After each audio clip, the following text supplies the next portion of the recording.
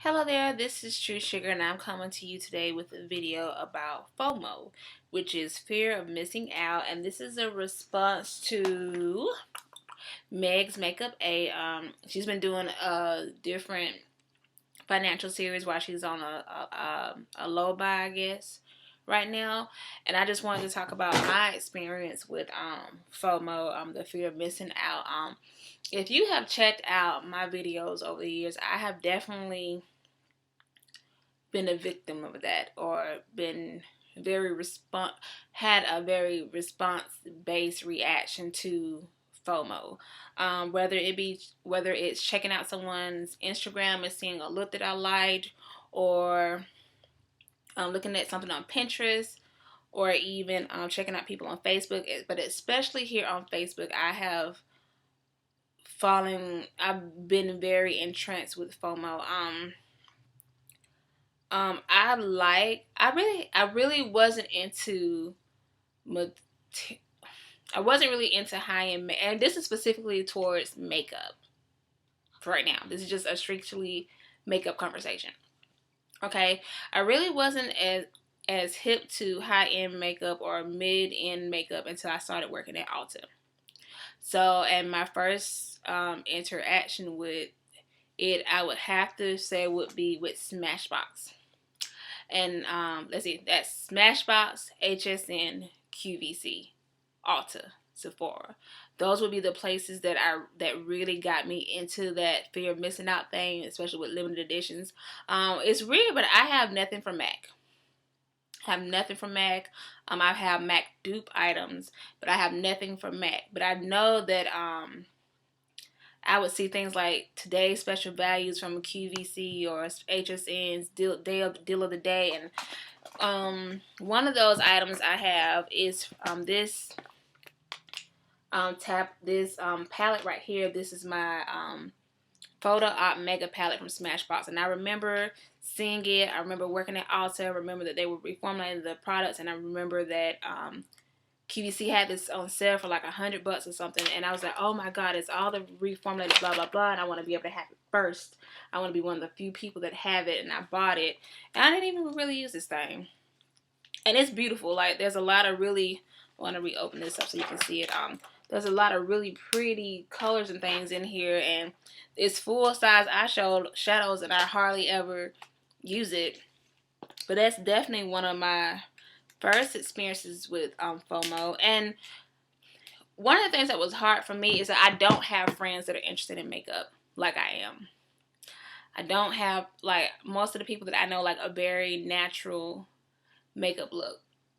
So my love for makeup and skincare, there was no one else to bounce it back off in a healthy manner, but that was Facebook.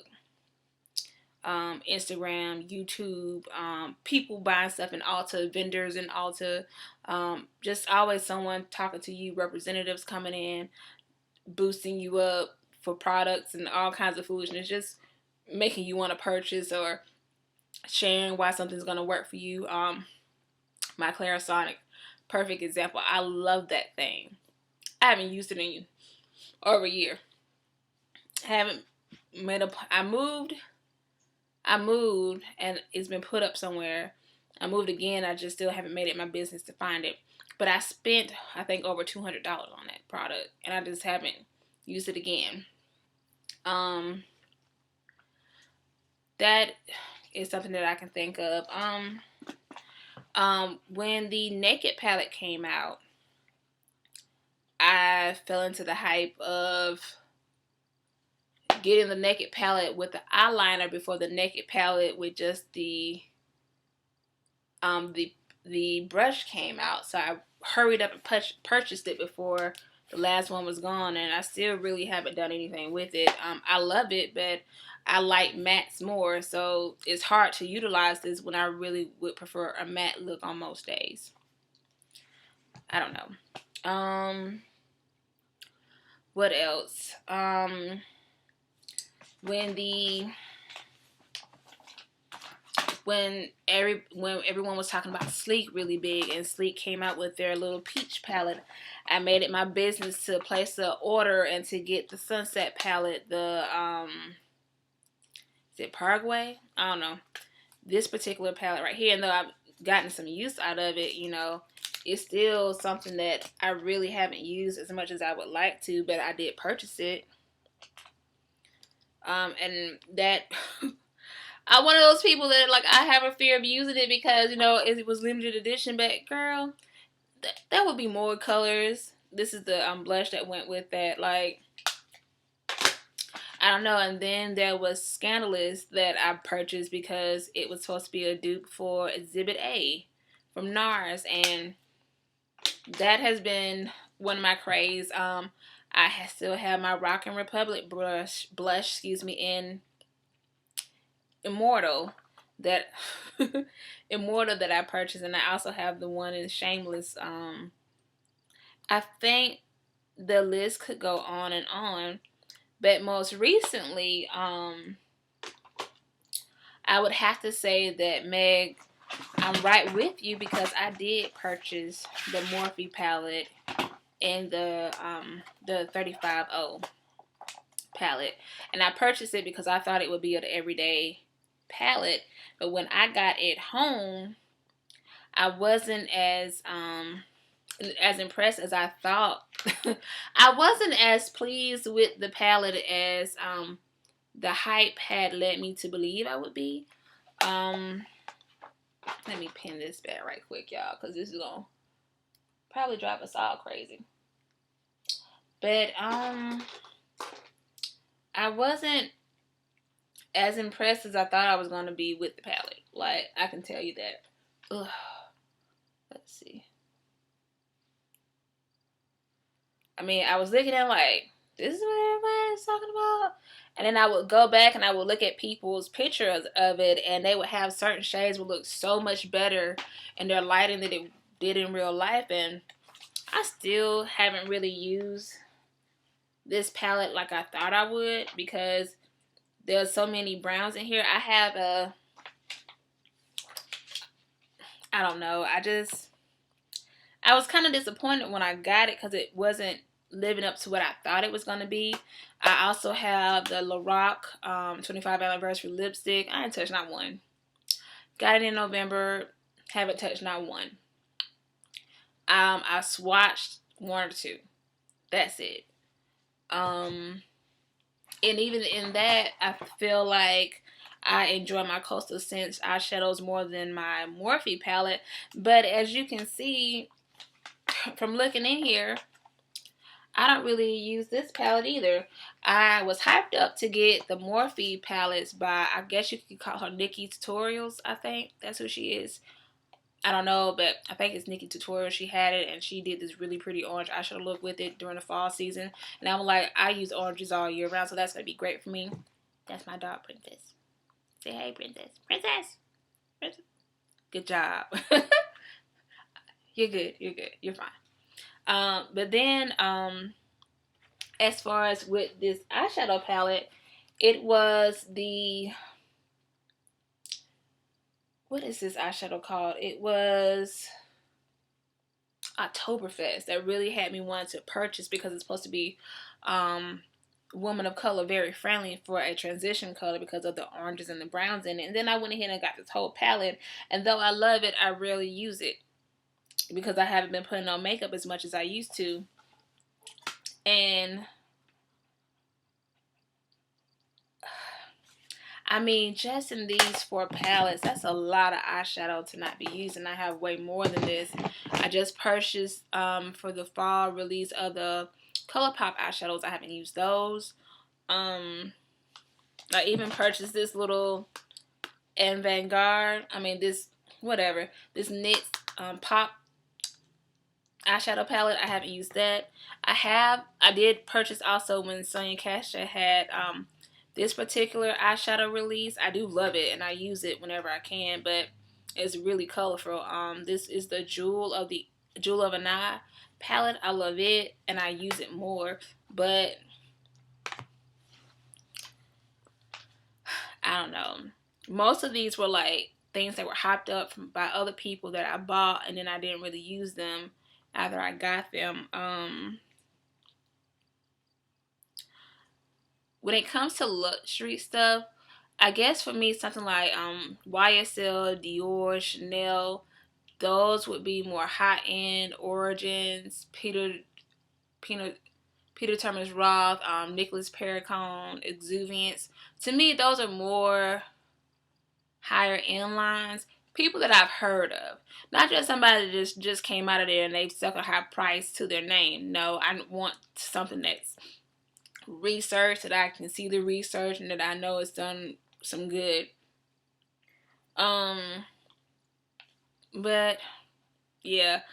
Um, let's see, what else did you say? I do I like luxury stuff? I think I do. I think I really have a problem. And how you were saying in your video that having this a $40 blush instead of having a couple of $1,000 purses, I can definitely get that, because right now I want the Visart palette, $70. I'm not ready to spend that. I don't even know it's worth it. Heck, I'm not even using the palettes that I have. I can't really justify getting more. Um, as far as let's see, I'm 30. I'll be 31 in April. Do I feel like I've missed out on something over the last few years because I haven't had a chance to save up to do things that I want to? No. A lot of the people that I know are going through the same thing that I'm going through. You know, you're working, you're hustling more than one job to make ends meet and to get to what you want. And though I felt like I could have spent less and have more saved, I don't think that I would have really done too much different now, other than going and seeing my friends more, because all of my friends live in either in a different part of the state or in different states from me. So other than saving up money to go and see them, I don't really see what I would have done differently.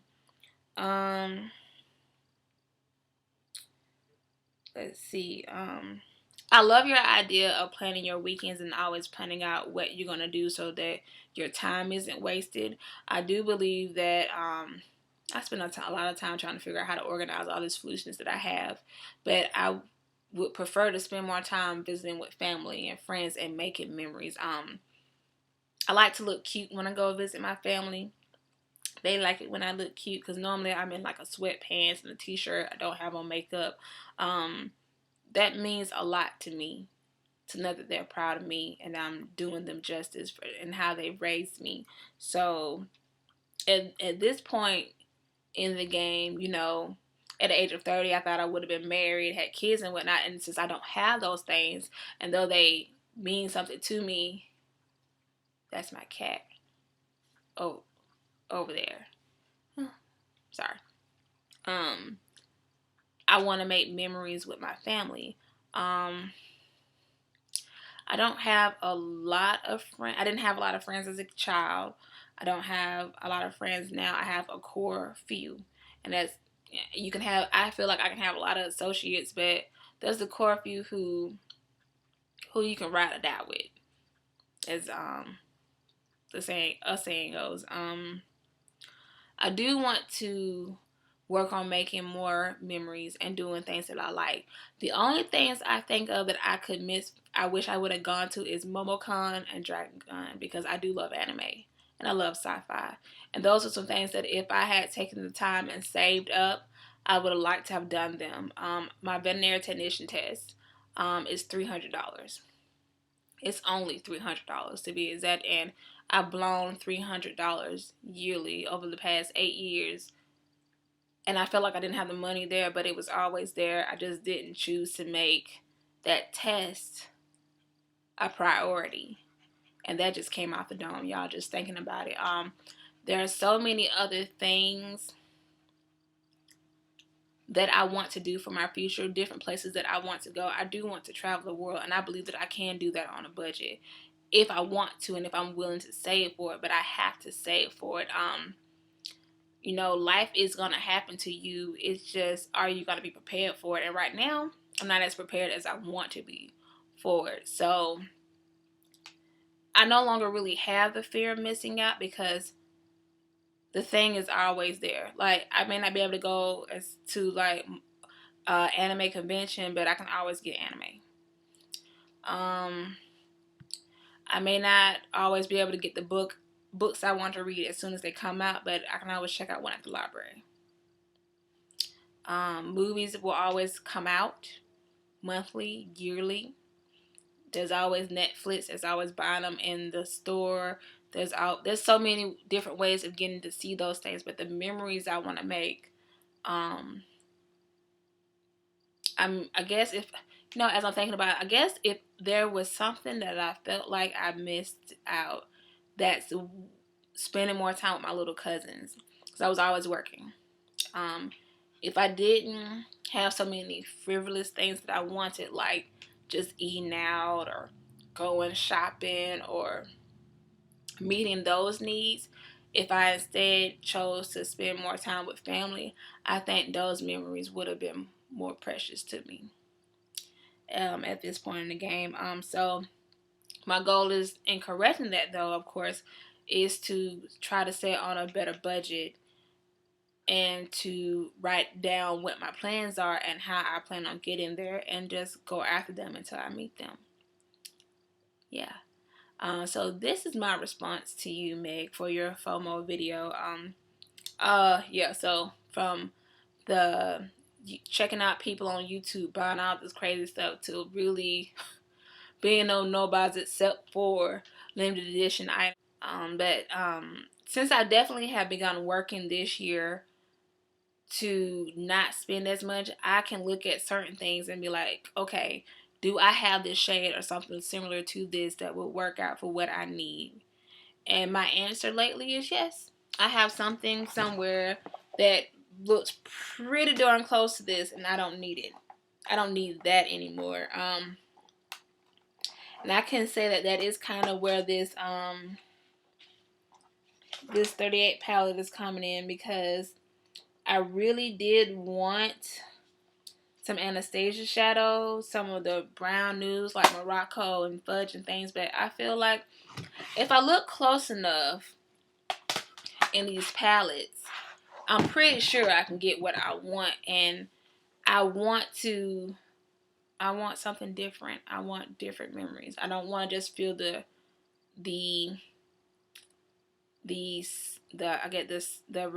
release of happiness from buying. Well, I guess the release of endorphins of buying that new or greater thing. I want to use up what I have and feel the satisfaction of using things up. And I don't often get to feel the satisfaction of using things up. So that's where I am now. That's what I want to do. So Meg, if you watch this video, this is a response to your video. And I hope that others choose to respond.